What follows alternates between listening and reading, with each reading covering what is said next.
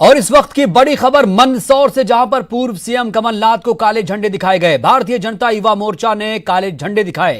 लदूना चौराहे पर काफिले को रोकने की कोशिश की गई। पुलिस ने युवा मोर्चा के कार्यकर्ताओं को हटा दिया है। बड़ी खबर लदूना चौराहे की आप देख पा रहे हैं, जहां पर पूर्व सीएम कमलनाथ को काले झंडे दिखाए गए हैं।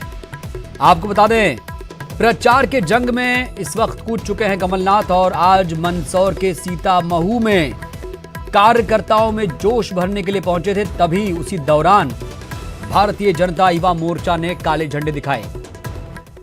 ज्यादा जानकारी के साथ हमारे संवाददाता नरेंद्र धनोतिया जुड़ चुके हैं फोन लाइन पर। नरेंद्र, क्या ताजा जानकारी मिल पा रही है? बताया जा रहा है कि भारतीय जनता युवा मोर्चा ने काले झंडे दिखाए। क्यों काले झंडे दिखाए?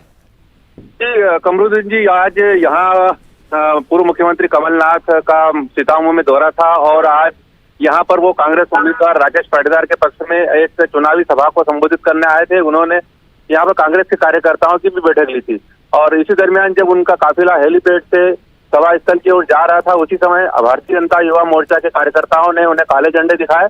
यहाँ तक कि जो कांग्रेस का प्रत्याशी राकेश पाटीदार था, उसको गले में काला झंडा भी पहना दिया। पुलिस ने बीच बचाव करके युवा मोर्चा के कार्यकर्ताओं को वहां से खदेड़ा और काफिले को आगे बढ़ाया। युवा मोर्चा के कार्यकर्ताओं का आरोप था, उन्होंने कुछ सवाल खड़े किए थे कि ये 10 सवाल ऐसे हैं जिनका उत्तर जो मुख्यमंत्री कमलनाथ थे। उनका पहला सवाल था कि कर्ज माफी का आपने 2 लाख तक की कर्ज माफी का वादा किसानों से किया था, लेकिन सर्टिफिकेट थमा दिए, किसानों का कर्जा माफ नहीं हुआ।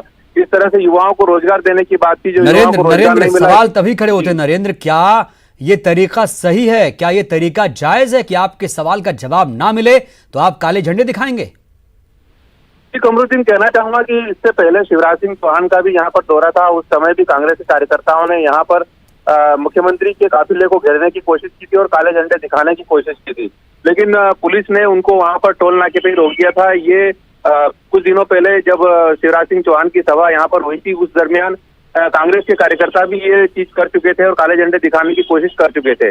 उसी का शायद ये जवाब माना जा रहा है कि भारतीय जनता युवा मोर्चा के कार्यकर्ताओं ने भी आज इस तरह की योजना बनाई कि अगर इन्होंने शिवराज सिंह चौहान को काले झंडे दिखाने की कोशिश की थी तो क्यों ना कुछ सवाल खड़े करके इनको भी काले झंडे दिखाया जाए। उसी का ये एक रिएक्शन माना जा रहा है। कमरुद्दीन, नरेंद्र, हम देख पा रहे हैं कि वहां पर कांग्रेस के कार्यकर्ता भी हैं, ऐसे में झड़प की स्थिति भी बन गई थी, हालांकि पुलिस ने इसे संभाल लिया। खास तौर से ये जो दौरा है कमलनाथ का मंदसौर के सीतामऊ में, वो कार्यकर्ताओं में जोश भरने के लिए पहुंचे हैं।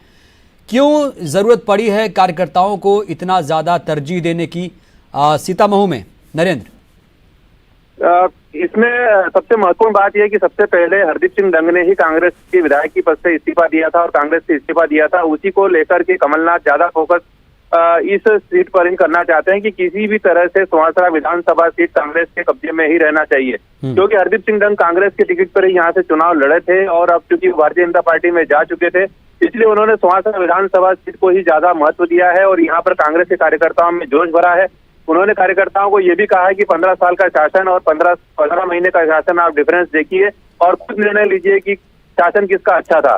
तो कार्यकर्ताओं में उनका जोश भरने का पहला ये प्रयास था कि किसी भी तरीके से सुहासरा विधानसभा सीट जो है वो कांग्रेस के खाते में ही रहना चाहिए।